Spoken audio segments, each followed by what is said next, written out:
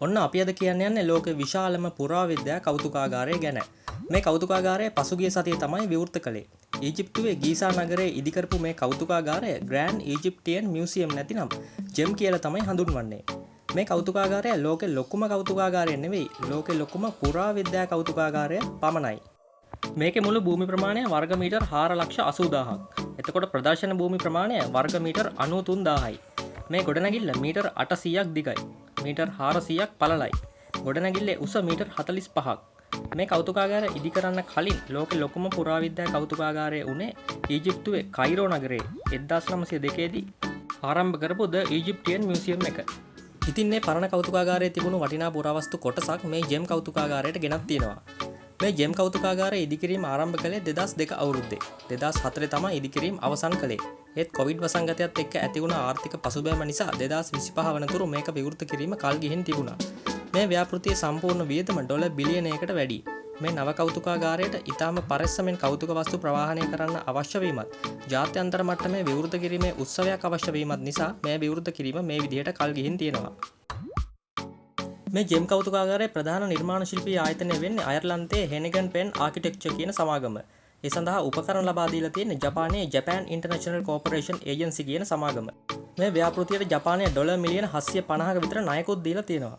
මේ පුරාවිද්‍යා කෞතුකාගාරය හදලා තියෙන්නේ ඊජිප්ටියන් ලයිම්ස්ටෝන් කියන පාෂාණයෙන්. ඒ කියන්නේ ගීසාහි මහා පිරමිඩ හදන්න භාවිත කරපු පාෂාණයම තමයි. ඒ නිසා පිරමිඩවල මතු පිට පෙනෙන කහ මිශ්‍ර රන් පැහැීම මේ ජෙම් කෞතුකාගාරයේත් පේන්න තියෙනවා. ඒ වගේම මේක පිරමිඩ හැඩය මතුවෙන විදිහට තමයි සැලසුම් කරලා තියෙන්නේ. ඒ වගේම පාරජම්බුල කිරණ වලින් ආරක්ෂා වෙන වීදුරු පවා මේ සඳහා යොදලා තියෙනවා. මේ කෞතුකාගාරයට අවශ්‍ය විදුලි අවශ්‍යතාව සැපෙන්නේ සූර්ය බලයෙන්. ඒ වගේම camera, sensor, laser, alarm, fingerprint වගේම ජීව විද්‍යාත්මක අගුල් වගේ නවීන තාක්ෂණයෙන් යුක්ත ආරක්ෂක පද්ධතියක් මේ කෞතුකාගාරයේ සතුයි. මේ ජෙම් කෞතුකාගාරයේ විදුලි බුබුලු පවා ස්වයංක්‍රීයව තමයි වැඩ කරන්නේ. ඒ වගේම මේක හදලා තියෙන්නේ ඉහළම භූමිකම්පාවක් ඇති වුණත් ගොඩනැගිල්ල කඩා නොවැටෙන විදිහට. ඒ වගේම ගම් වතුරෙන් වැලි කුණාටු වලින් ආරක්ෂා වෙන්නත් විශේෂ ආරක්ෂක සැලසුම් තියෙනවා. භූමි ප්‍රමාණයෙන් වගේම පුරාවස්තු ප්‍රමාණයෙන් ලෝකේ ලොකුම පුරාවිද්‍යා කෞතුකාගාරය වෙන්නේ මේ ජෙම් කෞතුකාගාරයම තමයි. මේකේ තියෙන පුරාවස්තු ප්‍රමාණය 1,20,000කට වඩා වැඩි. ඒ අතර ටූටන් කාමන් රජුට අයත් පුරාවස්තු 5,000කට වඩා තියෙනවා. විශාල රැම්සිස් ප්‍රතිමාව තමයි මේකට ඇතුළු වෙන තැනම තියෙන්නේ. මේ කෞතුකාගාරයේ කිසිම රාජකීය මමියක් තැන්පත් කරලා නැහැ. පාරිසරික හේතු මත ඒවා දැනට තියෙන රාජකීය මමී හෝල් එකෙන් ඉවතට නොගැනීම තමයි ඒකට හේතුව. ඒත් අනෙකුත් පූජකයන්ගේ මමී 100ක් විතර මේ ජෙම් කෞතුකාගාරයේදී දැක ගන්න පුළුවන්.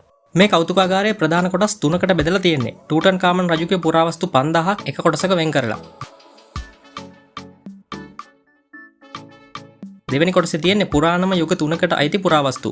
තුන්වෙනි කොටසේ පුරාණ නයිල් නදී සංස්කෘතියේ ඉඳන් ග්‍රීක යුගයට අයිති පුරාවස්තු තැන්පත් කරලා තියෙනවා. මේ කොටස් තුනටම ගමන් කරන ප්‍රධාන ප්‍රවේශ මාර්ගයේ මැද පුරාණ රජවරුන්ගේ විශාල පිළිම 87ක් තියෙනවා. මේ ජෙම් කෞතුකාගාරයේ පුරාවස්තු වලට අමතරව පුරාවස්තු ප්‍රතිසංස්කරණ මධ්‍යස්ථානයකුත් තියෙනවා. ඒ වගේම ආසන 1000ක් සහිත දේශනශාලා, පුරාණ ඊජිප්තු යුගය ගැන 3D අධ්‍යාපනික චිත්‍රපට පෙන්වන සිනමා ශාලා, ළමයින්ට අධ්‍යාපනය දෙන්න විශේෂයෙන් සැකසූ ළමා කෞතුකාගාරය පවා අන්තර්ගතයි. මේ කෞතුකාගාරයේ ගීසාහි මහා පිරමිඩ වලට යන මාර්ගයට කෙලින්ම සම්බන්ධයි. ගීසාහි පිරමිඩ නරඹන්න මේ කෞතුකාගාරයේ වෙනම ස්ථානයක් පවා තියෙනවා.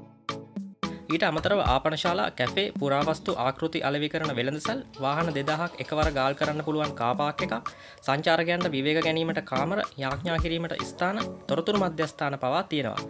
එහෙම බැලුවම ඇත්තටම මේක පුරාවිද්‍යා කෞතුකාගාරයකට වඩා පුරාවිද්‍යා නගරයක් වගේ තමයි පේන්නේ.